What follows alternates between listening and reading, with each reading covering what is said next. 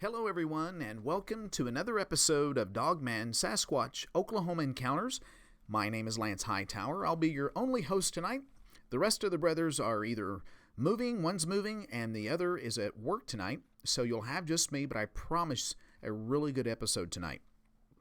So, before we get started out there, we'd like to thank some of our subbers, and I'll go through the list here quickly, but I want to recognize you guys because we realize without you we would not have a show, and we want this to feel like your show here. So we have Rick the Dart the Flower, Christopher Corey, One Doxicurious, Jeremy Barnes, Joe Lagrone, Robert Kennedy, Glenn Hurd, Zachariah Kittle, Gerald Coe, Curtis Carroll, Raul Duke, Scott Collins, Ron Lanier, Tina Tainton, Gary Busby, Hubby Thompson, Alan Wells, Obscene Jester, Grant Mordham, Tigert511, Kelly Millette, Lance Simmons, Marvin Eggerth, Hillbilly Grizzly, Ash Nichols, Stuart Legg, Chris Moore, Colin Swanson, Scott Linson, Rusty Timbo, and Amy Ellison.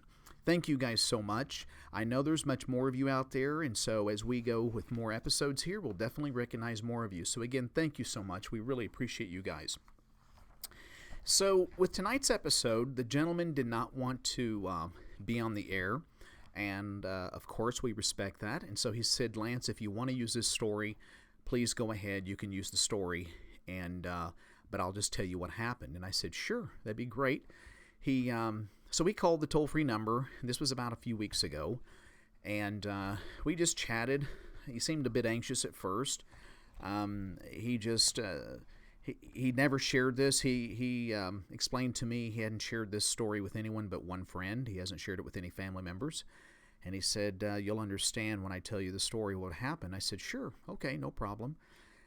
So he seemed a bit anxious, and then he kind of calmed down. We were just general conversation like you and I are having right now. We were talking about Bigfoot investigations and that he had pursued around his home state of Kentucky. After a few minutes of interesting dialogue, he gave his name to me, but he said, please, if you use this story on your show, just call me Ranger John. I said, sure, no problem. And I said, well, just give me a little bit about yourself, your background, if you would. He said that he was retired from the military and that he was trained in the military as an Army Ranger. He was a scout, a tracker, and that he did his job very well. He said, in other words, my job was to hunt down the bad guys and track them, and that's what I did. And he said that he lives in the state of Kentucky with his wife and other family members. He was a grandparent and thoroughly enjoyed his grandkids. And since he was retired, he spends a lot of time working in his wood shop, which is at the bottom of his house, and that now he's disabled, and so he just gets to do what he wants a little bit. And I asked him about his beliefs and understanding of what Bigfoot or Dogman was prior to this encounter, and he said that he's always had a fascination on the subject of Bigfoot and has been out in the field doing some investigations here and there. But as to the understanding of what Dogman creature was, or even if existed, he really didn't come across this term until about 6 or so years ago. But Bigfoot creatures were really on his mind, the only thing on his mind, as far as a concept of a bipedal hominoid that roamed out in the woods. In chatting with Ranger John during our conversation, I found him to be very pleasant, sincere, respectful, and kind of an adventurous kind of guy. His tone was matter-of-fact in his words. In other words, he's not going to tell you something that was untrue or didn't happen. That's what I gathered from our conversation. He also stated to me that because of his extensive military training and an avid outdoorsman, if his hackles go up, he knows that something's wrong or something just is not right, he said. He said, you know, Lance, that sixth sense that you know that something isn't right, but you're not sure just what it is. And I said, yeah, I know. I know what you mean. We've had that experience a couple times ourselves, my brothers and I. He went on to explain that he would like to share with me because he's never told anyone else before, not even his family. And he would just like to keep it that way. He loves where he lives, and he didn't want to move. So by saying nothing at this point would be the best thing. And I said, I understand totally, no problem. His fear, or rather his concern, would be that if this story was out in the community, he'd be labeled as a nut or perhaps psycho or weirdo by the local community members, and that if this got out, it may cause some grief or ridicule to his spouse, where she presently works, and he definitely didn't want that. And I told him I respected that as well, and I understood. So he said that he heard our show, and he follows the show. He liked it, and that although we were in Oklahoma, he felt that he had to share with someone, and he just felt a connection to us. And that because, again, that he had only shared this experience with one other person, a close friend of his, he just had to get this out. He said that the incident began about the summer of 2015 at his house. He explained that, again, he had a small wood shop at the bottom of his house, and that this shop, it's off to the side of the house, and he parks his side-by-side in it, and that he does some woodworking in there and some repairing of stuff. And he said that the doors to this shop faces to the side of the house toward the backyard. And he described his backyard. He said the yard has a gentle slope to it for about 30 meters or so. It's not quite flat, but just has a gentle slope. And that at the end of the backyard, there is about a 7-foot drop off the bank. Then it kind of plateaus again, and then it has another drop off until it reaches a river at the bottom, which is about an eighth of a mile away from his backyard. He said that during the summer of 2015, while playing with his grandkids, whenever he was out working in the yard or with the grandkids playing, or especially out in his wood shop, his hackles would go up sometimes. He said, Lance, it was like something was watching me. He explained that it was that feeling, that gut feeling, and you just can't figure out what it is. I'm looking around, I'm still, I can't see anything. It just felt like somebody was watching me and I could never see anything, and it was frustrating. He said, I just got this sense, especially in the evenings when I was outside. Then he said one day while I was walking out to the wood shop, again, which is at the bottom of the house, dead animals began to appear at the entrance to the outside of the shop doors. Frequently, too. There were dead squirrels at times. There were dead rabbits at other times. There were dead possums, yet at other times. And one time, Lance, he said there was a dead bobcat. He said, now, here's where it gets a little weird. He said, now, I know this is obviously bizarre, and you would have thought that I would immediately told my spouse or some family or somebody, but I didn't because I didn't know what was going on. But I correlated that what I was sensing, that me being watched, this might have some correlation to these dead animals. So I didn't want to say anything yet. He said what was strange about the bobcat being left in front of the shop doors, is that with this bobcat, it had its heart and liver eviscerated from its body and laid right on top of its body. And I said, what? He said, yeah. And there was very little blood with it, Lance. He said it looked like it just been surgically removed, but it hadn't. He said whatever made the slice in that bobcat's rib cage area or chest area, it was a real precise, it was sharp. It was a sharp cut. And that it was just bizarre. He said it was amazingly sharp, whatever did it, with very little blood. And he was left in front of, like he said, the shop doors. He said, this was troubling to say, but I knew there must be the same, whatever this was doing was the same thing I was feeling, or someone that had been around the premise of my property. So I just didn't say anything to anybody. I went on and just removed the animal and opened the doors to the shop and would go in there and start working. Then he said one evening, a couple of days before Halloween in 2015, that October, he thought, if this thing is sensing me turning around and it's ducking or I can't catch it, I'm going to try to get smart here. He said, I had an old truck side mirror and it was in my shop. And I thought, since my back faces the opening of the shop doors and the shop doors kind of face the backyard, maybe if I put this truck mirror just off to the side of the bench where I'm working Instead of turning my whole body or head, I can just glance off quickly in the side of that truck mirror. I might be able to see what's behind me, or if I see anything run behind me or stand behind me or whatever. So we laid that truck mirror on the bench, and he went about his work and just working at the bench. And after a little bit, and he just felt his hackles go up. He said, "Lance, I just felt something was watching me." So it was toward the evening, and the sun was setting. And when I had that feeling, he said, "Lance, I quickly glanced over to that truck mirror, and I could see something, a large black head, poke up over the edge at the end of my yard, and it quickly ducked back down." And he said that this black head that popped up, again, it was right at the edge of my yard, about 30 meters away, was the largest German Shepherd-like dog head that I've ever seen. He said, "Lance, it was huge. I could tell it even in the mirror." He said that what's kind of interesting, that him and his wife had been talking for quite a bit of time about getting a large dog to have on the property for security purposes and for family protection as a guard dog, and something that's really sweet with the family that could grow up with the kids, the grandkids. And when he saw this huge dog head, he thought to himself, "Fantastic, this is awesome. This must be a stray dog. And if this head was any indication as to the size of this dog, wouldn't it be great if we could make this dog our pet for the property? Nobody would ever come around seeing this, would bother us, and everybody would stay away. I wouldn't have any bad people coming on my property. This thing was huge." So that's what he's thinking in his head. This is a stray, huge black dog.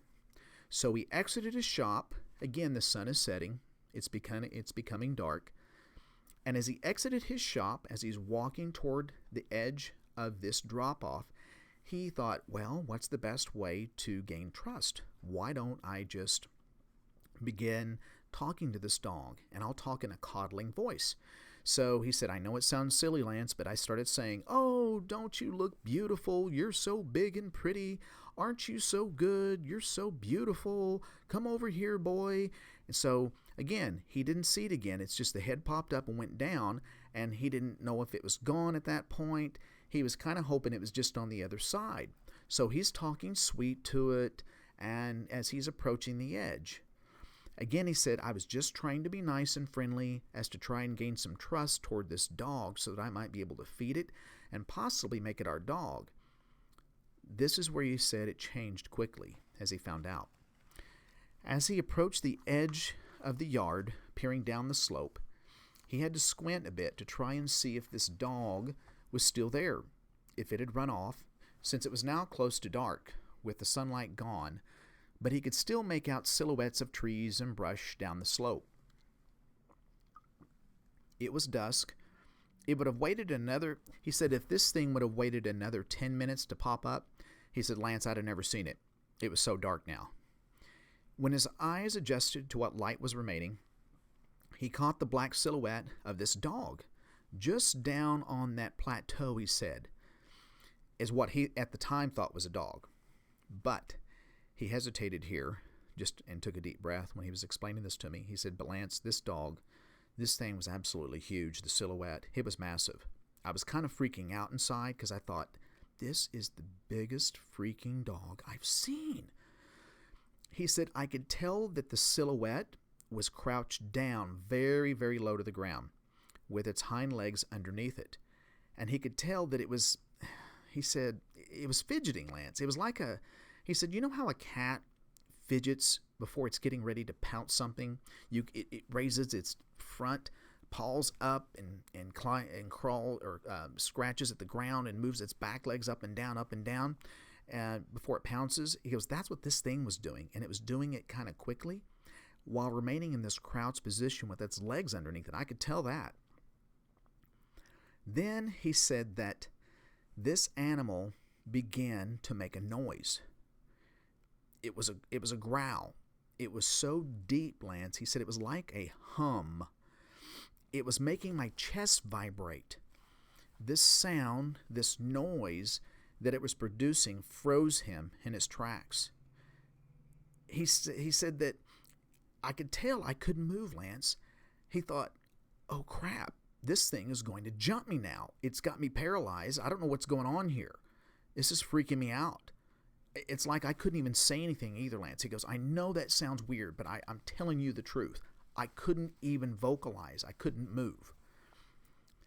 Then he said, and this is where he took a deep breath again, and he hesitated.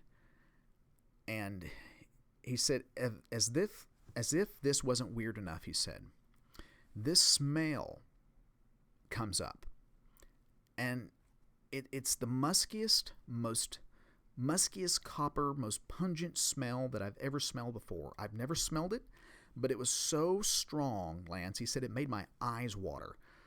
My nose began to stuff up and it was running. And then he hesitated for just a second here and he was quiet. I thought for a second we were disconnected, but I didn't want to interrupt his story if he was still on or interrupt his thoughts, so I didn't say a word. So I waited too. And then he said, Lance, what I'm going to say next, please don't hang up. He goes, I swear to you, this is the truth. And I said, I'm not hanging up. I'm listening.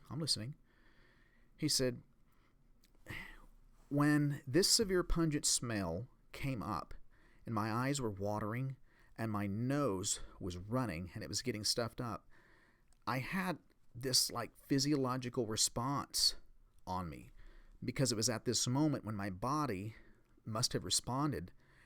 And he goes, for lack of a better word, I was physiologically aroused and it bothered me. I didn't know what was going on by this smell, I guess.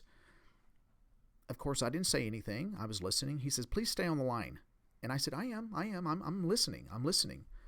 He said, I can't explain it. And this is one of the reasons why I haven't shared this story. And I'm trying to ask you as well, what happened to me? He stated that he was just a normal guy that had a very, very bizarre encounter and that he could not explain this part of the encounter.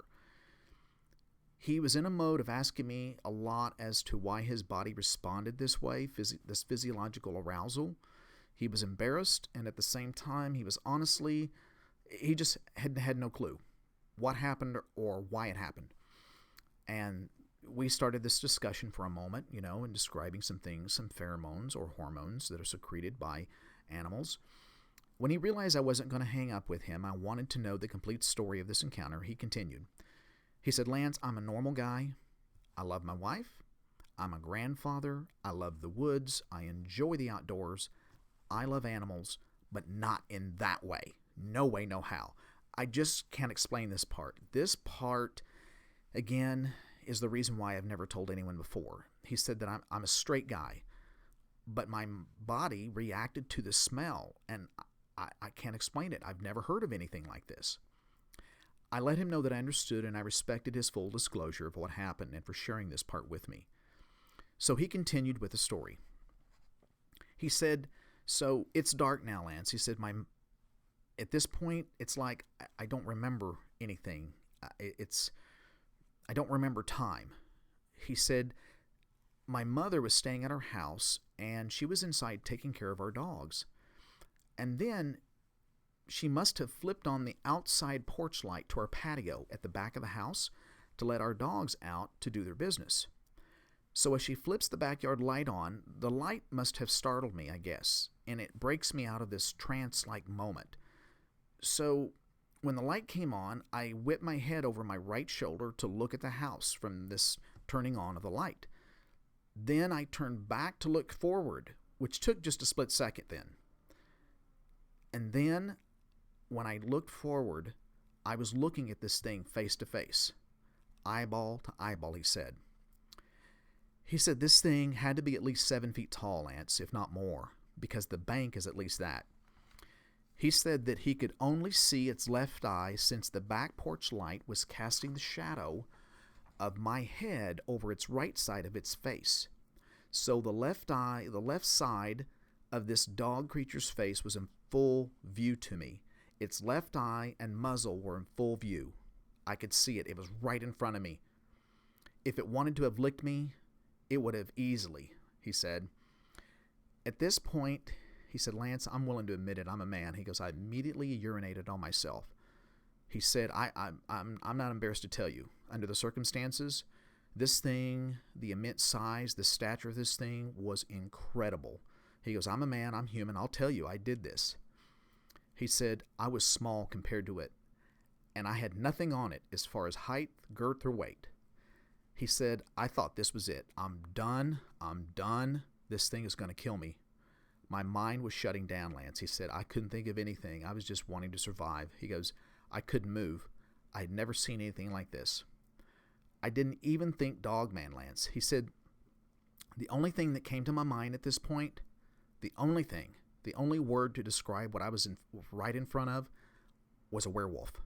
This thing was a werewolf, and it was going to bite my face off or kill me or something right now. I'm going to die. He said, I'm froze. I can't seem to move from my spot, and I can't stop from staring at this creature face to face. It's like time stopped. Then he hesitated and took a deep breath. He said, man, I can't help it. I'm just reliving this again. I said, take your time.